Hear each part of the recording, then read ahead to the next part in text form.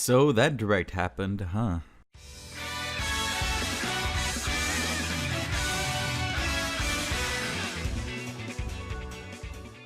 Hello everyone, this is Dane. Welcome to some RPG gaming news. So yesterday we got ourselves a Nintendo Direct Mini, which was about 8 minutes long here in the US, and about 12 minutes long in the Japanese version. So this mini direct did not have a whole lot in it, obviously, as it being so short, but it did have a few things in it that I wanted to talk about in some RPG related news. So let's go ahead and get straight into it with what happened at the very end, because that's a good place to start, I guess, right? So at the end of the Nintendo Direct Mini, we got ourselves a look at Shin Megami Tensei 3 Nocturne, which is getting a hot new HD remaster. And also, Shin Megami Tensei 5 got a brand new trailer after being silent for so long. It's releasing worldwide 2021, which is a huge deal because this series releasing worldwide has never happened before at all. So the fact that this is happening makes me think that maybe Nintendo themselves are helping localize the game to get it out quicker for them, because the fact that it is a Switch exclusive just makes sense that way. Now, I don't know a whole lot about Shin Megami Tensei in general. I do know that it's where Persona originated from, and that it's a very, very difficult RPG series because of its like insane combat. Not that it's, you know, especially complicated, but it's just being really hard. Like, it's just a really hard JRPG series. So for me personally, I'm not sure if I'm going to get either the remaster for Shin Megami Tensei 3 Nocturne or get Shin Megami Tensei 5, because I don't know, I've never really played these before. I'll keep my eye on them personally, but I don't think I'll pick these up at release right away. I'm not entirely sure. It's one of those things I'll have to wait and see more about, well, the fifth one in general, and to see if this is a series that I really want to delve into, because oh boy, I'm not sure if I want a huge difficult dungeon crawler experience. So besides that, that was about it for the Western Direct, right? That was all we got. There was a wrestling game, there was some multiplayer shooter, which is like whatever. We're getting some DLC for Cadence of Hyrule. It's like, okay, I'm not sure why this warned in a direct exactly, but that's not really all that happened, because in the Japanese Direct, a few other things happen, RPG related at least. So for some reason, this next game was not shown in the Western Direct, and that baffles me, because this game actually does have a Western release, and that's Sakuna of Rice and Ruin. Now this game looks super cool and looks really fun, honestly. I've never really played or heard of this series before, unless if this is a long-running series, I'm not entirely sure. But this looks really fun, and I actually didn't really have this on my radar at all until yesterday, because I guess I just never really bothered looking at the trailer, or I guess there was a treehouse about this too. But the fact that this was not shown in the Direct, in the Western version, just is like, what in the world are you guys doing in Nintendo right now? It is so weird. So this is like a 2D-ish style looking game with some interesting looking combat, and it's also a farm sim from what I get. It looks very Rune Factory. It looks like a lot of things they mixed together, except this looks a lot more prettier than Rune Factory. Rune Factory looks a lot more anime. It looks like it has its own unique art style as well, and I think it just looks like a gorgeous, gorgeous game, especially on the Nintendo Switch. So I never really heard of this game at all before. Like, I've heard the title, but I never bothered looking at any trailers or anything for it, or at least I don't remember looking at any.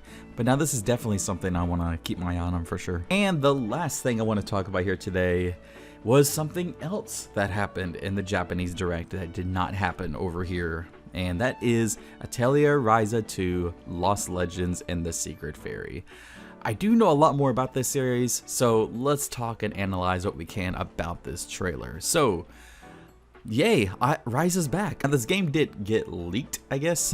In a way, it was on the The name got trademarked on some classification thing. All we know is that we knew it was coming, but we just didn't know when. We knew it was probably going to be soon, and the fact that they announced a Nintendo Direct Mini that focused on partners was a good chance it was going to show up here. The fact that it didn't show up in the Western version just baffles me again, but it's here, and we got a trailer in the Japanese version. So Ryza's back once again, and this takes place in a brand new town, it seems. Ryza's got a new-ish design. It does look brand new, but it also has some remnants of her previous one, so I think she looks good. She only has one sock on though, so that kind of bugs me again. I hate when character designs do that, where they're like, all right, we're gonna put one thing on one side, then not make the other. It's like, what? Come on, stop doing that, please. So in the trailer, we can see that Ryza can now climb on rope, which seems to be something that maybe you can craft, similar to how you can kind of like do some air stepping, I guess you call it, in Ryza 1, where she can like craft certain things that let her like go to new places that she couldn't before. I'm guessing it's gonna be similar to that. She can swim underwater now.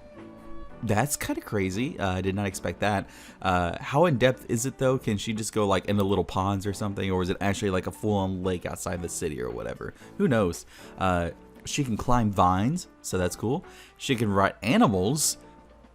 I wonder if riding the animals does anything for you besides just going faster. Like, I imagine that's all it's gonna do for you. I'm sure they're not gonna like join you in battle or anything wild like that. I'm sure it's just gonna be like, hey, you want to get from here to here? Okay, well, you can ride the animal to get faster or something. That's my assumption. Now, I really enjoyed the crafting system in Ryza 1, and it seems like it's back once again, maybe with a few new tweaks, but with it just being in Japanese and no English right now, it's kind of hard to tell what's going on. The battle system for Ryza 2 seems to be similar to Ryza 1 as well.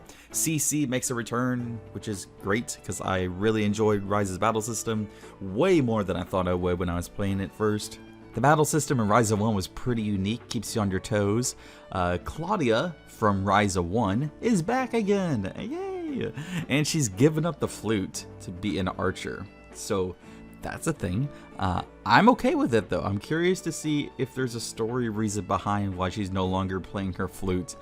Maybe she just thought a bow would just be better to fight monsters with, which makes a whole lot of sense. Oh, did I mention there's a 3-year time skip? Because yeah, that's a thing.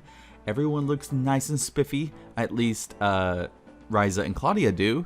However, we did get something else. Outside of the trailer, there is a few things that have happened. Koei Tecmo's Twitter account has mentioned that this game is coming over to the West, but we're going to be getting a trailer on the 29th. I'm not sure if it's just going to be the same trailer, but just translated now, or it's just going to be a brand new trailer altogether, but I'm going to assume it's a brand new trailer because on the website, if you stay on it for a few seconds, you can see like characters, like zoomed in blurry portraits of characters that we know already. So we do see Ryza, we do see Claudia, and we see 2 other characters that were not shown off in the trailer here today. My assumption is that one of this is Lint and the other is, I was thinking it was Tao at first, but I'm thinking more it's Impel now. Because Tao had blonde hair, but this other character looks like he has darker hair, so I'm guessing Impel is back once again. Now, I'm not sure, this might be a brand new character, but it's kind of hard to tell, but I'm assuming that the red hair guy is Lint, and now he has longer hair, so that's kind of crazy. You know, Lint had his whole daddy issues in the first game, so I wonder what they're going to do with him in this game. I'm also curious if they're going to be brand new characters in the game that you can play as. Surely there is, but they haven't shown any off in this trailer here today. But I'm hoping that we get some brand new characters to play as, because I just don't want the same once again. I mean, they have their time, and it's cool that they're back, and I'm sure we'll enjoy seeing them again. But I wanted some new fresh faces in Ryza 2. So I was a bit scared, honestly, because at first this was only shown in the Japanese Direct, and I heard about it and I was like, oh no, we're not going to get a worldwide release, you know, or very close release, similar to how Ryza 1 happened 1 month after the Japanese version. But it seems like that may end up happening again with Ryza 2, so that's good, because the fact that they didn't talk about it like right away makes me think, okay, they're hoping for a close release at least, hopefully. So we'll see what happens with that. So, guys, that's gonna be about it for today's video. This kind of turned into a Ryza 2 video. I was expecting to talk more about the other games, but hey, I had a lot more to say about Ryza 2 because I played a lot of the Atelier games. So, yeah, that's good. So, guys, that's gonna be it for today's video. If you guys enjoyed today's video, be sure to leave a like. It's greatly appreciated, and subscribe for all things RPG gaming news. All right, guys. I'll talk to you later.